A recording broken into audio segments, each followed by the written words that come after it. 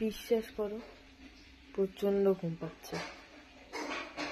এবার জিজ্ঞাসা করো না কেন, মানে কেন ভাই কেন? সকালবেলায় তাড়াতাড়ি উঠতে হবে, স্নান করতে হবে, এই শীতের বেলায় সকালবেলায় স্নান করতে হবে, গায়ে সব তার আগে তো গায়ে হলুদ মাখতে হবে, স্নান করতে হবে, দিন পুজো দিতে বসতে হবে, তার আগে তো পুজোর জোগাড়জাটি করতে হবে,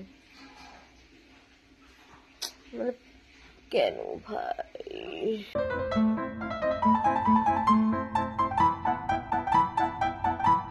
তার মধ্যে বাঙালি মারা, মানে যে টাইমে ব্রাহ্মণ আসবে তার 2 ঘন্টা 3 ঘন্টা আগে তোমাকে ঘুম থেকে ডেকে দিয়ে বলবে ব্রাহ্মণ চলে আসবে, ব্রাহ্মণ চলে আসবে, তাড়াতাড়ি ও চান কর, এই কর সে কর, গুছিয়ে এটা গুছিয়ে দে, ওটা গুছিয়ে দে, এটা কেটে দে, ওটা করে দে। ঠিক আছে গুছিয়ে দেবো, করে দেবো, স্নানও করে নেবো, হলুদ মেখে স্নান করবো, কোনো প্রবলেম নেই, কিন্তু ব্যাপারটা হচ্ছে যে আমি ব্রাহ্মণ আসার 3 ঘন্টা আগে কেন উঠবো? এবার আমাদের বাড়িতে পুজো হয়েছে, 8:30 নাগাদ ব্রাহ্মণ এসছে, আর 15:30 মধ্যে পুজো হয়ে গেছে, ঠিক আছে। তো ব্যাপারটা হচ্ছে আমি ব্রাহ্মণ আসার পর শুনছি যে ব্রাহ্মণের টাইম ছিল 8:30, আমার মা বলছে 7টা, আমি উঠেছি 6টা, তার আগের থেকে আমাকে ডাকা হচ্ছিল যদিও বা আমি উঠতে চাইনি।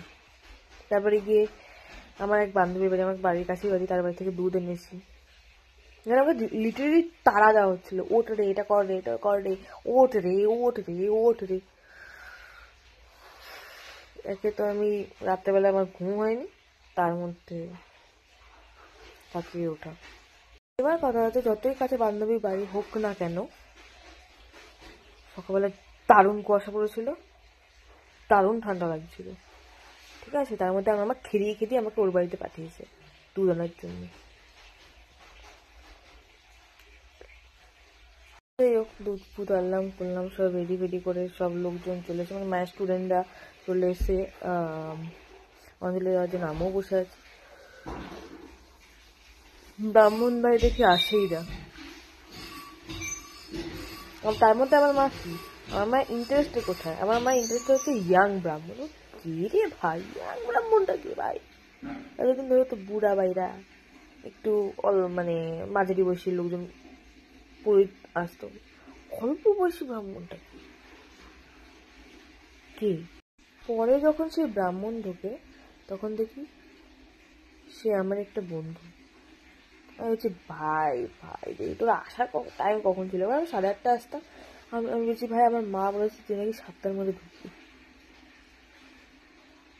মানে মানে কি লেভেলের মাথা তখন গরম হয়, কি লেভেলের গরম হয়। পরে পুজো হলো, পুজো হওয়ার পর মায়ের স্টুডেন্টরা ছিল, তাদেরকে প্রসাদ দিলাম। এবার আমার বন্ধুগুলো ফোন করছে, কিরে বাড়িতে হবে না? কিরে কি খাওয়াবি? কিরে প্রসাদ কি আছে? আরে ভাই এসে খেয়ে যা, কি প্রসাদ থাকতে পারে? ফল, খই, মিষ্টি, আর কি প্রসাদ পাবি ভাই? এত লোক কিসের? সরস্বতী পুজো নাকি খাওয়ার কোনো অনুষ্ঠান? আজব ভাই। আগে তো আমার ঘুম পাচ্ছে, তারপরে ওরা এসে হাজির। বিরক্তিকর ঘুম পাচ্ছে আমার, এখনো অব্দি ঘুম পাচ্ছে, কিন্তু এখন আমি ঘুমাতে পারবো না, কোথাও চিন্তা হবে, ভালো লাগবে না।